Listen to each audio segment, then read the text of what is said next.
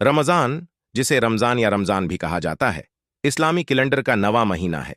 ये वो वक्त है जब दुनिया भर के मुसलमान नमाज, रोज़ा, खैरात देने और मजहबी अकीदत पर तौजह मरकूज करते हैं।